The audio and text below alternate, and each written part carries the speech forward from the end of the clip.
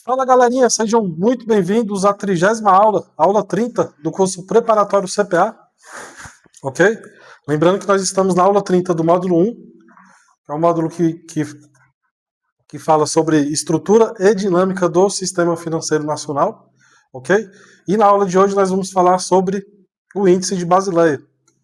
Qual que é o significado, qual que é o conceito e qual que é a importância do índice de Basileia no mercado financeiro.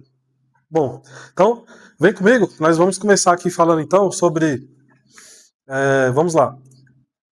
Eu trouxe um clássico aqui, né, que é o credor, o investidor, né, o cara que tem a grana sobrando, ele empresta dinheiro para o banco. Ele faz isso, por exemplo, por meio de depósito a prazo, como é o caso da compra de um CDB. Tá? E aí o que o banco faz? O banco ele pega essa grana que ele pegou emprestado do credor e empresta lá na outra ponta para o tomador, o cara que está precisando de tomar dinheiro emprestado. Beleza? Beleza. O que acontece? Se ocorrer dos tomadores aqui, nesse caso, eles não pagarem, ou seja, se tornarem inadimplentes, eles derem calote nesse caso, né? Ou seja, se eles derem aqui um calote, um default, ok? O que vai acontecer? O banco, ele vai fazer o seguinte, tá? O banco vai fazer o seguinte.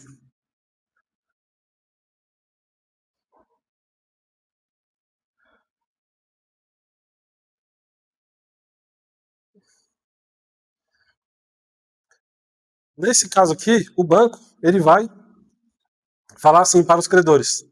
Credores, não se preocupem. Eu vou pagar vocês. Mesmo eu tendo aqui esse default, essa inadimplência, o risco é meu. O risco é meu, eu, banco, estou assumindo esse risco aqui. Beleza? Então, faça chuva ou faça sol, você, credor, você vai receber. E você vai receber, né?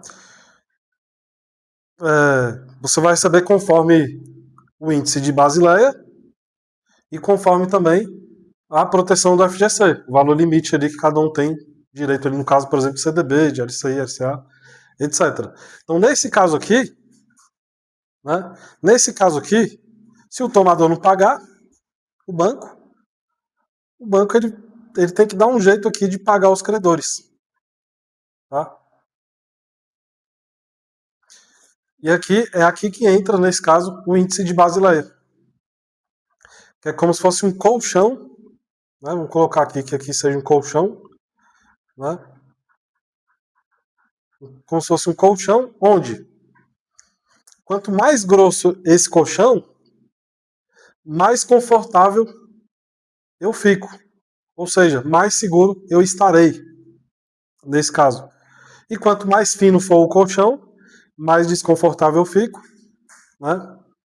E mais arriscado tende a ser dormir nesse colchão, né? Porque conta do desconforto, etc. Então, colchão quanto mais grosso, mais seguro é. Esse colchão é o que a gente chama de índice de Basileia. Índice de Basileia.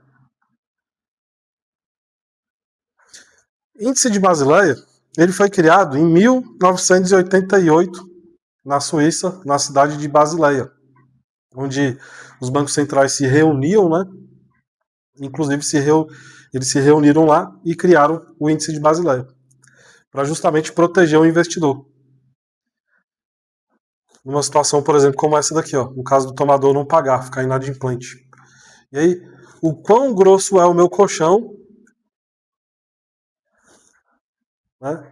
O quão grosso é o meu colchão, eu banco aqui, o quão grosso ele é para proteger os credores, né? Para falar bem assim, não, credores, não se preocupem, eles me deram um calote, mas eu vou pagar vocês. Quanto mais grosso esse colchão, mais seguro é, portanto, para o investidor, nesse caso, emprestar dinheiro para o banco. Tá? Porque o índice de Basileia significa quanto de grana que eu tenho, né? O quanto de grana eu tenho de capital próprio. Tá? Porque lembra que os credores aqui emprestam dinheiro para o banco. O banco pega o dinheiro e empresta para o tomador. Só que, para tudo isso acontecer, tem que ter um índice mínimo de Basileia, que o banco tem por obrigação cumprir, que é para justamente proteger os investidores, nesse caso os credores. Tá bom? Então, beleza, vamos pro próximo. Aí aqui a gente chega nessa parte aqui, que é o seguinte. Vamos lá. Vamos colocar aqui que o banco tem um capital total aqui. Claro que são números fictícios, tá, gente? 10 milhões para um banco não é nada, mas só números fictícios aqui pra gente entender na prática, tá? O banco tem, nesse caso aqui, um capital próprio de 10 milhões, sendo que 8 milhões são capital de terceiros, né? Ou seja, grana de credores, de investidores, né? Que emprestaram para este banco, por meio de depósito a prazo, por meio de poupança, enfim. E o banco, ele, a partir do momento que você é investidor e empresta dinheiro para o banco ele tem uma dívida com você, tá? Tanto é que, voltando aqui para essa parte, tá? É o seguinte, para o banco, o credor, ou investidor, ele é um passivo, tá? E para o banco, o tomador, ele é um ativo. O que isso significa na prática? Na prática, significa dizer o seguinte, passivo significa que o banco tem uma dívida para pagar, ok? Dívida para pagar, ok? Ou seja, o banco está devendo, né, os credores aqui para pagar em um prazo determinado, beleza? E no caso do ativo, o banco tem, nesse caso, grana a receber. Né? Por quê? Porque esses tomadores que tomaram emprestado do banco, apesar de o maior percentual de grana emprestada vem, na verdade, dos credores, essa grana a receber, quem tem essa grana a receber é o banco. Tá? Então, ou seja, o credor para o banco, ele é um passivo, tá bom? Ele é um passivo, por quê? Porque nesse caso aqui, o banco tem uma dívida para pagar, o banco está devendo esses credores. Então o banco tem que devolver a grana desses caras. Então, isso é uma dívida para o banco, é uma dívida que o banco precisa pagar. O banco deve esses credores. Por quê? Porque os credores prestaram dinheiro para o banco, por meio de depósito a prazo, CDB, LCI, LCA, poupança, tá bom? E nesse caso aqui, os tomadores são um ativo, por quê? Porque é grana que o banco tem a receber desses caras, tá bom? Beleza. Então, partindo aqui para a próxima parte, né? Então vamos lá. Vamos colocar aqui que um banco tem um capital total de 10 milhões, tá bom? Capital de terceiros, 8 milhões, capital próprio, 2 milhões. Na prática, isso significa dizer o seguinte, o índice de Basileia desse banco, ele é de 20%. Ok? Então a grossura do meu colchão, nesse caso aqui, ela é de 20%. O banco tem de capital próprio 20% do total de capital que o banco possui, sendo que 80% desse montante, que soma ali no total de 10 milhões, vem de capital de terceiros, que são os investidores ali emprestando grana para o banco. Tá bom? Beleza. Eu coloquei a fórmula aqui lá. O que é o índice de Basileia? Ele indica a segurança financeira do banco. Então, ou seja, quanto mais grosso é o meu colchão, né, então quanto maior o percentual do meu índice de Basileia, mais seguro mais seguro o banco, ele tende a ser. Perdão, vou falar do início. Ele indica a segurança financeira do banco. Então, isso significa na prática dizer o seguinte: quanto mais grosso é o meu colchão, ou seja, quanto maior o percentual de índice de Basileia desse banco, mais seguro é, portanto, emprestar grana para esse banco. Tá bom? E o mínimo atual aqui de índice de Basileia que uma instituição financeira tem que ter, ok? É de 10,50 a 11%. Lembrando que isso daqui, pessoal, não é para vocês decorarem nem nada, não. Isso daqui é a título de conhecimento mesmo, tá? Essa parte aqui de percentual não vai cair na prova, mas só a título de conhecimento para vocês. Então não é necessário decorar, beleza? Mas é necessário entender o conceito, o contexto do que significa de fato o índice de Basileia, tá bom? O índice de Basileia, ele limita o risco, ok? Que a instituição financeira pode tomar, tá bom? Então, o índice de Basileia ele meio que freia, né, o risco ali que a instituição financeira pode tomar, tá bom? E evitar quebrar por excesso de alavancagem, beleza? Por isso a importância das instituições financeiras terem, nesse caso por obrigação, esse índice de Basileia que tem que ser no mínimo ali de 10,5, 10,5, 50, né, por cento a 11%, tá bom? Beleza? Bacana, legal. Então, o índice de Basileia basicamente é isso, tá, gente? É o quão grosso é o meu colchão. Quanto mais grosso esse colchão é, mais seguro é para o investidor investir nessa instituição. Tá bom? Então, basicamente é o seguinte. Então, só para a gente encerrar aqui, capital próprio aqui, nesse caso, é o meu índice de Basileia. É o meu colchão. Né? É o quanto eu consigo honrar, ok? Com os credores, com os investidores que me emprestaram grana para mim, eu banco, né? Então, eu banco, né? Eu tenho aqui 8 milhões de capital de terceiros, ok? O que acontece? Eu vou pegar essa grana, vou emprestar para os tomadores, né? Se acontecer de eu tomar calote desses tomadores, eu vou ter aqui 2 milhões nesse caso, valores fictícios, tá lembrando, gente? Que é 20% aqui, né, de índice de Basileia, que é o meu colchão, para pagar esses calotes. Pra não pagar, né, na verdade, para cobrir eventuais calotes. Para cobrir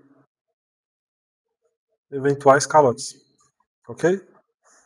Então, na prática, significa dizer o seguinte: se todo mundo decidir não me pagar, eu levar calote de todo mundo, que eu emprestei para terceiros, e esses terceiros decidirem dar calote em mim, eu banco, eu acabo levando calote desses terceiros, que eu emprestei grana, eu vou ter aqui um capital próprio de 2 milhões para cobrir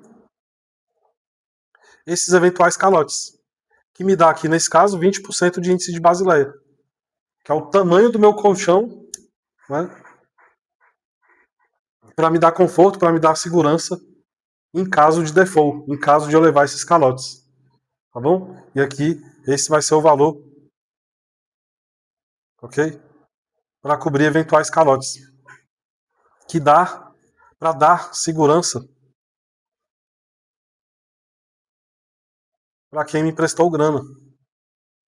Para quem me emprestou grana. Eu tô falando aqui para quem me emprestou grana como se eu fosse o banco, tá, gente?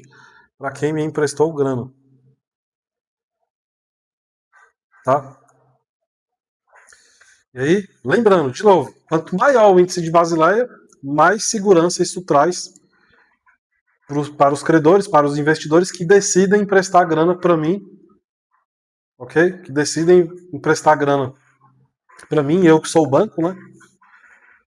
Deu tudo errado. Eu tenho aqui um capital próprio de 2 milhões para cobrir esses eventuais calotes, ok? E com isso dá segurança para quem me emprestou grana. Por isso que quanto maior o índice de Basileia, mais segurança isso passa, mais segurança para os credores, ok? Fazendo com isso, então, com que o risco fique menor. Pessoal, só para a gente encerrar, vamos falar aqui sobre a fórmula, né? A fórmula é o seguinte: significa o patrimônio, né, de referência, tá bom? Que nesse caso são aqui os 10 milhões, beleza? Dividido pelos ativos ponderados pelo risco. O que significa os ativos ponderados pelo risco? né? Significa o seguinte: os ativos, nesse caso aqui, são os tomadores. Ou seja, são aqueles que me devem grana. Que devem grana para eu, banco. Beleza? Aí, vamos pegar e vamos fazer o seguinte. Vamos considerar que essa minha carteira aqui de crédito, né? Nesse caso aqui é o meu ativo, eu, banco, né? Vamos considerar que o risco aqui seja alto, tá? A gente aqui esteja enfrentando aqui. Nesse caso, a gente fez aqui a ponderação, né? E deu aqui que o risco dessa carteira de crédito, essa carteira aqui de ativo, desses caras que me devem grana, que devem grana para eu, banco, tem um risco alto. Se tem um risco alto, então, ou seja, os ativos aqui serão ponderados nesse caso, né, como mais risco, né? Por quê? Porque é mais arriscado, né? Tem um alto risco, mais risco. Se tem mais risco, nesse caso, o banco, ops, o banco, né, nesse caso, ele está mais arriscado. Beleza? Então, se você ficou comigo até o final, continue e eu te vejo na 31ª aula. Muito obrigado, valeu e até lá. Tchau!